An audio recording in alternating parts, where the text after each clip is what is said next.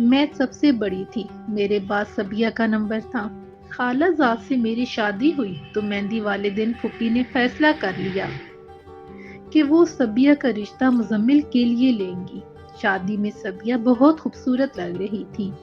مزمل نے بھی ماں کے فیصلے پر خوشی کا اظہار کیا۔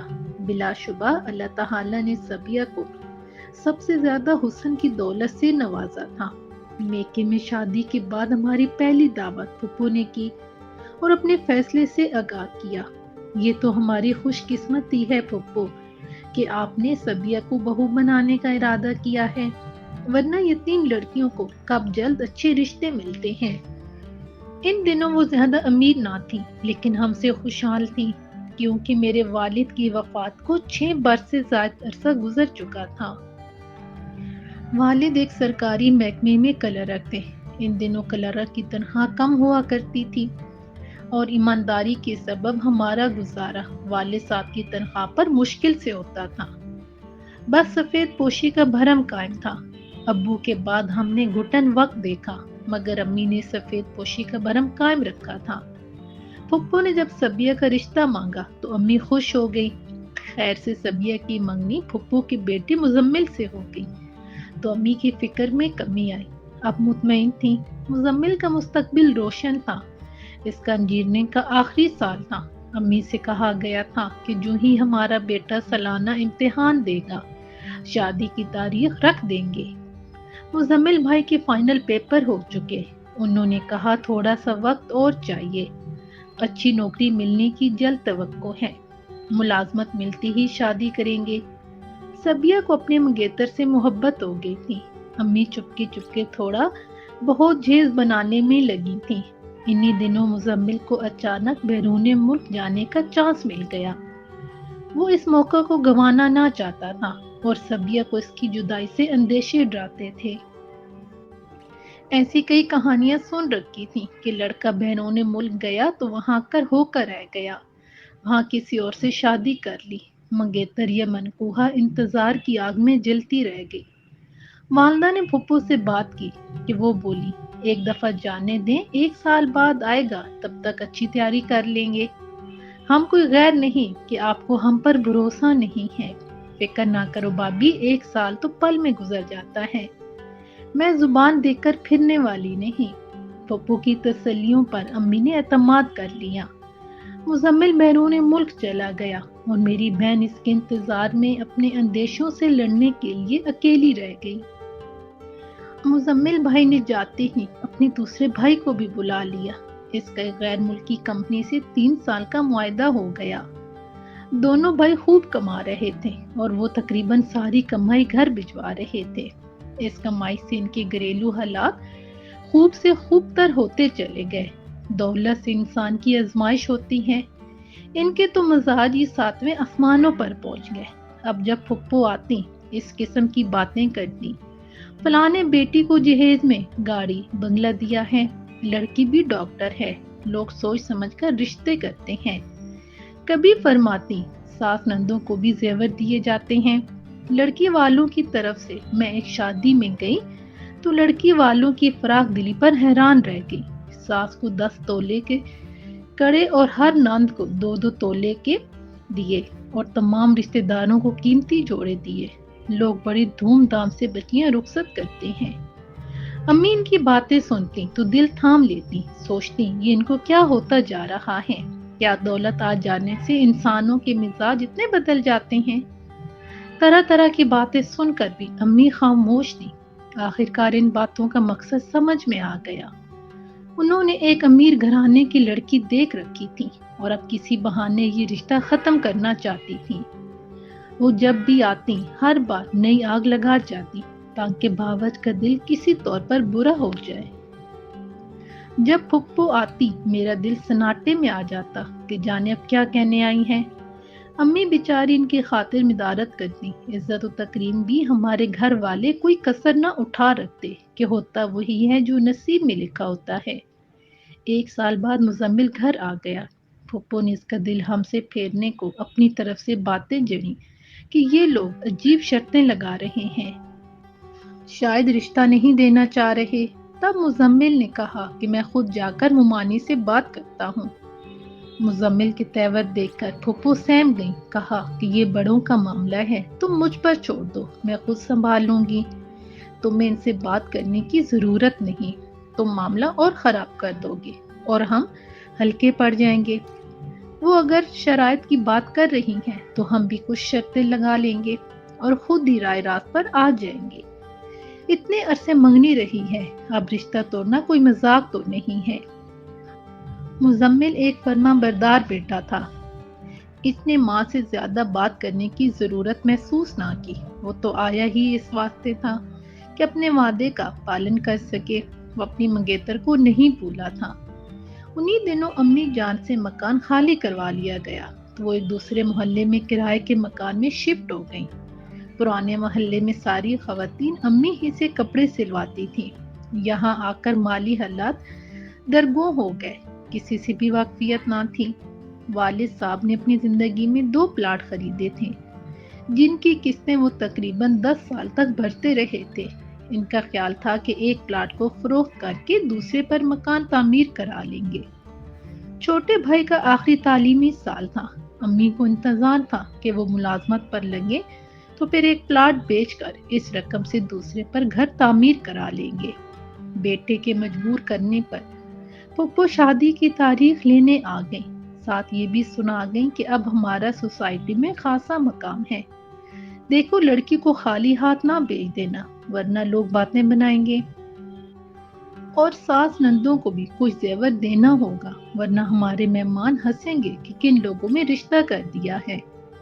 امی نے ان کی باتوں کو تحمل سے سنا، انہوں نے پائی پائی جوڑ کر مہمانوں کے لیے کھانے کا انتظام اور شادی کا خرچہ اکٹھا کیا تھا۔ امی نے ہم سے مشورہ کیا سوائے صبیہ کے۔ بھائی نے کہا ماں آپ فکر نہ کریں، ایک پلاٹ بیچ دیں اور پھپھو کی حیثیت کے مطابق صبیہ کی شادی کریں تاکہ ان کی جگ ہسائی نہ ہو۔ جب میں کمانے لگوں گا مکان کو تعمیر کرانے کی سبیل بھی نکل آئے گی۔ بیٹی کی زندگی اور خوشی کا معاملہ تھا۔ مزمل بہت اچھا لڑکا تھا، اس کا مستقبل تابناک تھا۔ والدہ نے کچھ غور و غوض کے بعد بھائی کو پلاٹ فروخت کرنے کی ہدایت کر دی۔ بھائی نے بھاگ دوڑ کر پلاٹ کو اونے پونے بیچ دیا کہ صبیہ کی شادی کی تاریخ رکھی جا چکی تھی۔ والدہ نے پھپھو اور ان کی بیٹیوں کے لیے سونے کے ہلکے پھلکے زیور بھی بنوانے کو دے دیے۔ ان کا خیال تھا یہ سب کر کے بیٹی کے لیے زندگی بھر کی انمول خوشیاں خرید لیں گے۔ ادھر صبیہ ماں کی فضول خرچی پر سلگ رہی تھی تو ادھر مزمل کے فرشتوں کو بھی خبر نہ تھی کہ اس کی والدہ صاحبہ کیا گل کھلاتی پھر رہی ہیں۔ صبیہ مائیوں کا اپٹن لگانے سے پہلے ہی زرد پڑ گئی۔ ڈھولک کی تھاپ پر اس کا دل یوں دھڑکتا تھا جیسے اسے اس کی آواز میں توپوں کی گھن گرج سنائی دیتی ہوں۔ ہم سمجھ رہے تھے مزمل کو ساری حقیقت معلوم ہے کیونکہ اس کی ماں ایسا تاثر دے رہی تھی جیسے وہی اپنی ماں کو نئے نئے ہدایت دے کر ہمارے گھر بھیج رہا ہو۔ صبیہ کو بھی اب رہ رہ کر اس پر غصہ آ رہا تھا کہ یہ کیا ہم غریبوں کے ساتھ کیا جا رہا ہے، کیا اپنے ایسا سلوک کرتے ہیں اپنوں کے ساتھ۔ مہندی والے دن پھپھو بڑی دھوم دھام سے اپنے مہمانوں کے ساتھ آ گئیں۔ مہندی کی رسم سے قبل انہوں نے خاموشی سے امی کا ہاتھ پکڑا اور بولی بھابھی اسے پڑھ لو پھر مہندی کی رسم شروع کرتے ہیں۔ امی نے کاغذ کھول کر پڑھا، یہ کچھ چیزوں کی فہرست تھی، فرنیچر، گاڑی اور ایک پلاٹ کا مطالبہ تھا۔ امی کے ہاتھ کانپنے لگے، منہ کھلا کا کھلا رہ گیا۔ آپ کا یہ بھاری مطالبہ میں کیسے پورا کر سکتی ہوں؟ آخر تمہیں ہو کیا گیا ہے؟ اگر یہ سب درکار تھا تو پہلے کہا ہوتا۔ تم ہماری مالی حالت سے واقف ہو، اگر نہ دے سکتے تو رشتہ ختم کر لیتے، اب تو کارڈ بھی سب جگہ چلے گئے ہیں۔ اس وقت ایسا مطالبہ نہ کرو جو میں پورا نہ کر سکوں کیونکہ اپنی اور ہماری عزت سے کھیل رہی ہوں۔ اگر یہ سب چیزیں نہیں ہوں گی تو میں بھی ہماری عزت میں کمی آئے گی۔ دیکھو بھابھی مجھے معلوم ہے بھائی جان مرحوم نے اپنی زندگی میں 2 پلاٹ خریدے تھے، وہ کس دن کے لیے رکھے ہیں؟ یہی وقت ہے اپنی عزت بنانے اور شان و شوکت دکھانے کا۔ ارے بھائی ان کو بیچ دو، ایک بیچ دیا ہے तभी शादी के अखराजात पूरे हो रहे हैं। दूसरा कैसे बेच दूं? कुछ तो खुदा का खौफ करो। कीमत लगवा लो, मैं खरीद लेती हूँ। नहीं तो कार बाद में दे देना। फिलहाल प्लाट और फर्नीचर से काम चला लेंगे। अरे भाई, जो चीजें दुल्हन लाएगी इनको वही इस्तेमाल करेगी। हमारे पास पहले अल्लाह का दिया सब कुछ तो है। आप लोगों की इज्जत बनाने का मामला है। अम्मी इससे ज्यादा ना सुन सकी और वो पलंग पर बैठ गई और फूट फूट कर रोने लगी। अम्मी को रोता पाकर मैं इनके पास गई। जब हाल मालूम हुआ तो मैंने फुप्पो से कहा कि आपने बहुत कम वक्त में हमें इम्तिहान में डाला है। बहरहाल आप बैठिए, थोड़ी देर में मैं अपने शौहर से बात करती हूँ। सबिया एक तरफ मायूं बैठी थी, इसकी सहेलियां पास थीं। मैंने इनको जरा देर के लिए कमरे से बाहर भेज दिया कि जरूरी बात करनी है। सबिया को बताया कि फुप्पो प्लाट हथियाना चाहती हैं। जहेज में कोई काम की चीज नहीं है, बेटी को प्लाट दे दो। तुम क्या कहती हो? सबिया का जर चेहरा गुस्से से सुर्ख हो गया। जाने इसके बदन में उस वक्त कहाँ से खून आ गया था। आखिर उन्होंने क्या कहा है? उन्होंने कहा है कि तुमने प्लाट बेचा है तो बेटी को हर चीज देकर इज्जत से रुखसत कर दो। अब तुम्हारे पास रुपए पैसे की कमी नहीं है। अजब बात है, क्या अपने मरहूम भाई की बेवा के साथ एक नंद ऐसा सलूक कर सकती है? ये सुनकर सबिया ने दुपट्टा सर से उतार फेंका। बोली, मैं करती हूँ जाकर फूफो से बात। नीयत खराब थी तो इस मरहले तक क्यों पहुंचाया? अब बारातियों के सामने हमें बेइज्जत करना चाहती हैं। सबिया के खतरनाक तेवर देखकर मैंने कहा, तमाशा न बनाओ, जरा सब्र से काम लो, मुझे थोड़ी सी मोहलत दो। दूसरे कमरे में आकर मैंने मुजम्मिल को फोन किया। इसने कहा, आप फहरिस्त का कागज लेकर मेरे पास आ जाएं। मुझे इस मामले से अम्मी ने बेखबर रखा है। गाड़ी गली में खड़ी थी। 1 मिनट को दूल्हा के घर जाना है। मैंने अपने शोर से कहा। आधे घंटे में हम मुजम्मिल के सामने बैठे थे। इसने कागज पर नजर डाली, फिर कलम और कागज निकालना और मेरे शोर से कहा, मैं बोलता जाता हूँ, आप लिखते जाइए फुप्पू जान। आपको भारी फर्नीचर, बर्तनों के सेट, रेफ्रिजरेटर, हत्ता कि कार तक जहेज में मिल जाएगी। लेकिन मेरी भी एक शर्त है, आपको डिफेंस में मेरे लिए 2 कनाल की कोठी खरीदना होगी, जहां मैं अपने भारी जहेज को सजाऊंगी। उस कार में सिर्फ मैं और मुजम्मिल रहेंगे। अगर आपको मेरी फरमाइश मंजूर नहीं तो फिर हमें भी आपका मुतालबा मंजूर नहीं है। मुजम्मिल ने कहा, ये खत आप अम्मी को दे दीजिए, आगे मैं संभाल लूंगा।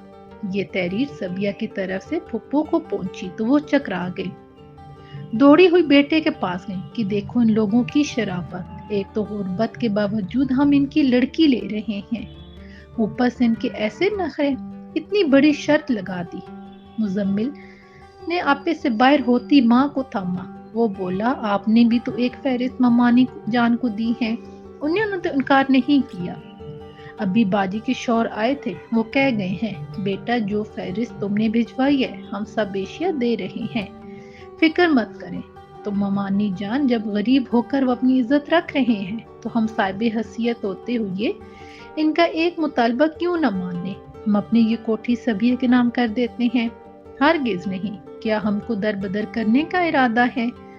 ठीक है, तो फिर हम ना इनसे कुछ लेते हैं ना उन्हें कुछ देते हैं। सादगी से शादी होने दीजिए। मुझे सरे से ये रिश्ता मंजूर नहीं है। अभी जाकर इसे खत्म करने का ऐलान करती हूँ। जब दरवाजे से बारात लौट जाएगी तब देखती हूँ कैसे करती हैं हमारी बाबत। सबिया की शादी हमारी क्या जगहसाई होगी जो इनकी होगी। रुखसती में 2 दिन बाकी हैं अम्मी जान, मैं हरगिज ऐसा ना होने दूंगा। मुजम्मिल के वालिद ने भी बेटे का साथ दिया। बेगम ये ठीक कह रहा है, दुनिया वालों का नहीं, कम अज कम अपने मरहूम भाई का ख्याल करो। बेगम क्या हो गया है तुम्हें? बेटे के सामने फुप्पो को हार मानना पड़ गई। निकाह मर्दाने में मर्दों के दरमियान हुआ। मुजम्मिल ने निकाह नामे पर यह भी लिखवा दिया कि अगर खुदा न खास्ता लड़की को तलाक हो गई तो दूल्हा 50 तोला सोना और कोठी लड़की को देगा, और अगर इस घर में लड़की को कोई जिस्मानी गजन पहुंचा तो दुल्हन के वर्षा कानूनी जोई की मजाज होंगे। इस शर्त का इल्म फुप्पो को बाद में हुआ। वो खूब चिल्लाई तो बेटे ने कहा, اکثر جہیز نہ لانے پر سسرال میں بہو کے ساتھ انتقامی کارروائی کے واقعات سننے کو ملتے ہیں، لہٰذا میں نے اس رجحان کی حوصلہ شکنی کی خاطر یہ لکھوا دیا ہے۔ یہ پھپھو کے لیے سخت توہین کا باعث تھا، مگر اب صبر کا گھونٹ پینا ہی تھا۔ صبیہ کو بھی ہم نے سمجھا دیا کہ مزمل بے قصور ہے، اس کی نیت میں کوئی کھوٹ نہ تھا۔ پھپھا کی سوچ بھی صحیح تھی، لہٰذا اب تم نے سسرال میں جا کر سب کے سامنے عزت و اخلاق سے پیش آنا ہے۔ پھپھو کچھ کڑوی کسیلی کہیں تو درگزر کرنا۔ مزمل نے بھی اس سے پہلے دن سمجھایا کہ بڑوں کی عزت کرنا لازم ہے، تمہاری فرما برداری اور تحمل نیکی بن کر تمہارے نصیب سنوارے گا۔ سچ کہا تھا مزمل نے۔ چند دن پھپھو کا منہ پھولا رہا، بعد میں انہیں احساس ہو گیا کہ وہ غلطی پر تھی۔ صبیہ کو سینے سے لگا لیا، کہتی تھی کہ کتنی نادان تھی جو میں اتنی اچھی بچی کو ٹھکرا رہی تھی، میری آنکھوں پر لالچ کی پٹی بن گئی تھی۔ پھپھا نے بھی مزمل سے کہا، مجھے تمہارے جیسے بیٹے کا باپ ہونے پر فخر ہے، جس نے صبیہ جیسی محبت کرنے والی خوبصورت لڑکی کی زندگی میں دکھوں کی بجائے خوشیاں بھر دی۔